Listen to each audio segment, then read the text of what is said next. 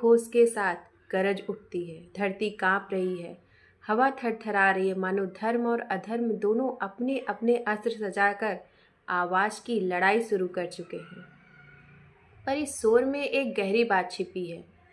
कभी कभी जितना ज़्यादा बाहर शोर होता है, उतनी ज़्यादा भीतर की अस्थिरता होती है। श्लोक है आपके सामने, मैं श्लोक एक बताने जा रही हूँ। ततः शंखाश्च भैरश्च पड़वान कगो मुखा सह सैवाभ्य हन्यंत स सबस्तु मूलो भवत। इस श्लोक का अर्थ है, इसके बाद कुरु सेना के शंख, नगाड़े, ढोल, भेड़ के सींग, गोमुख और रणवाद्य सब एक साथ बज उठे। उनकी ध्वनि इतनी प्रचंड थी कि पूरा आकाश और धरती कांप उठी। यह केवल युद्ध की ध्वनि नहीं थी, बल्कि भीतर की बेचैनी की आवाज थी। ततः शंखाश्च भैरश्च, जब भय को साहस का रूप दिया जाए, कौरव सेना ने एक साथ रणघोष किया। शंख, भेरी, पड़वानक, हर वाद्य एक साथ बज उठा। पर सोचिए, क्या यह आत्मविश्वास था या डर को छिपाने की कोशिश थी? इतिहास बताता है, जो सच में निडर होता है वह शोर नहीं करता। जब किसी को अपनी बात या अपने पक्ष पर शक होता है, वह आवाज को ऊंचा करता है। युद्ध शुरू नहीं हुआ था, फिर भी इतनी प्रचंड ध्वनि क्यों?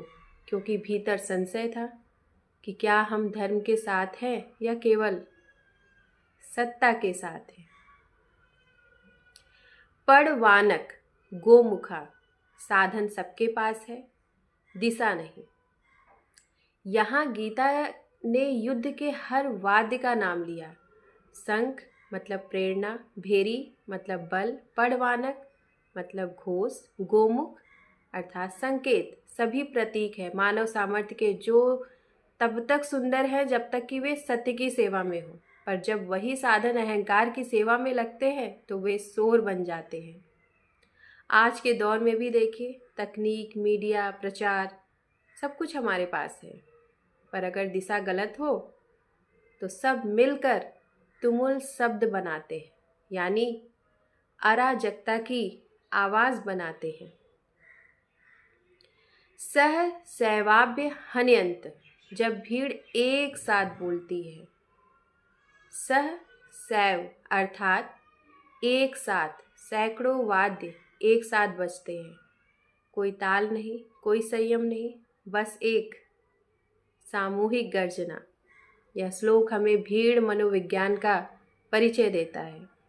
जब व्यक्ति की सोच रुक जाती है और वह समूह की भावना में बह जाता है, जैसे आज सोशल मीडिया, राजनीति या भीड़ की मनोवृत्ति में हम यही सहसैवाभ्य हन्यंत देखते हैं, जहाँ हर कोई बोल रहा है पर कोई सुन नहीं रहा। युद्ध की तरह यह भी संवाद की मृत्यु का आरंभ है। सह शब्द स्तो मूलो भवत, जब ध्वनि विनाश का रूप ले लेती है। तुमुल, तुमुल शब्द का अर्थ है अत्यधिक अव्यवस्थित, हल्ला, बहुत शोर।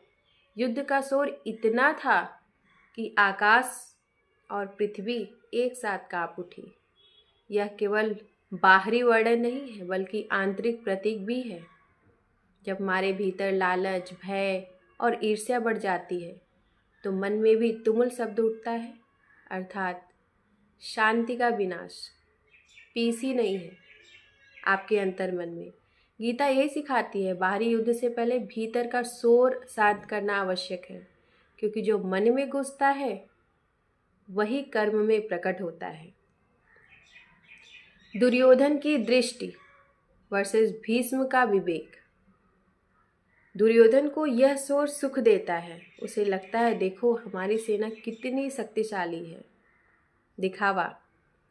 पर भीष्म जानते हैं यह शोर साहस का नहीं, असुरक्षा का है। यहाँ गीता हमें बताती है, कभी कभी जो शोर विजय जैसा लगता है, जीत जैसी लगती है, वह पराजय की, वह हार की प्रस्तावना होती है, क्योंकि सच्चा धर्म चुपचाप काम करता है, वह गरजता नहीं है, बस एक सही दिशा देता है। आज का शब्द तुमुल। आज के समय में यह दृश्य हमारे चारों ओर है। मीडिया की बहसें, जहाँ हर कोई बोलता है पर कोई सुनता नहीं। राजनीति की रैलियाँ, जहाँ विचार नहीं शोर बिकता है। सोशल प्लेटफॉर्म, जहाँ सत्य की जगह नरेटिव चलता है। यही शब्द तुमुल है, जहाँ विचार खो गए हैं, बस आवाज़ें बची हैं, और यह शोर धीरे धीरे हमें भीतर से बहरे बना देता है। हम सुनते हैं पर समझते नहीं। गीता हमें यही चेतावनी देती है, जो भीतर शांत है वही बाहर न्यायपूर्ण भी है। आध्यात्मिक दृष्टि क्या है इसका, इसे हम पार्ट 2 में समझेंगे।